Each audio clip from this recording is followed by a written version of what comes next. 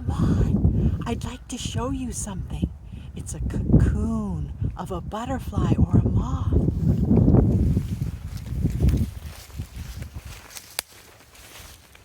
Isn't it neat?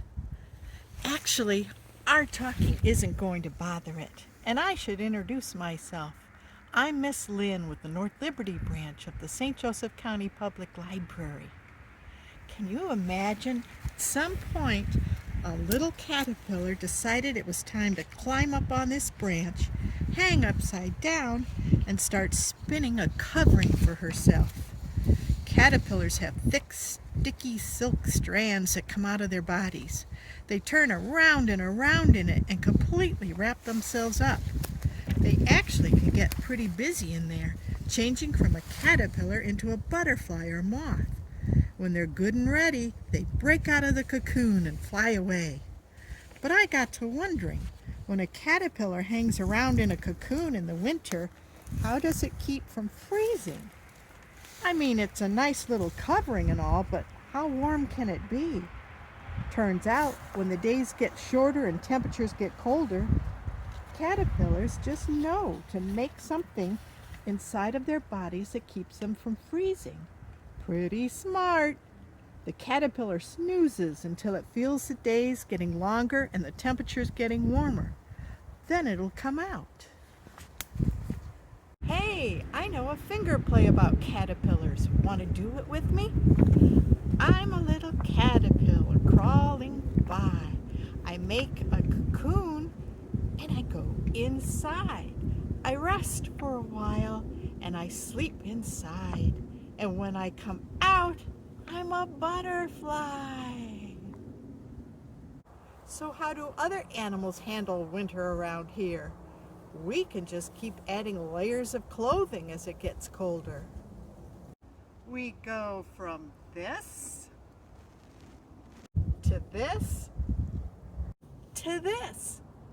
But animals don't wear clothes. Of course, some critters like sandhill cranes and monarch butterflies don't even try to deal with the cold of winter. They take off for warmer climes. Other animals do stick around.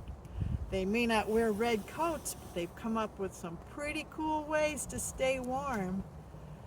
They may grow thicker fur or eat so much food in the fall that they develop a really thick layer of fat that really keeps them warm. Birds will fluff out their feathers to trap in warm air all around their body.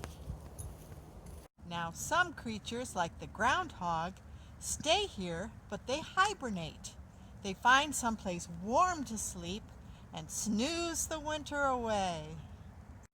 Skunks, raccoons, possums, and some chipmunks are light sleepers.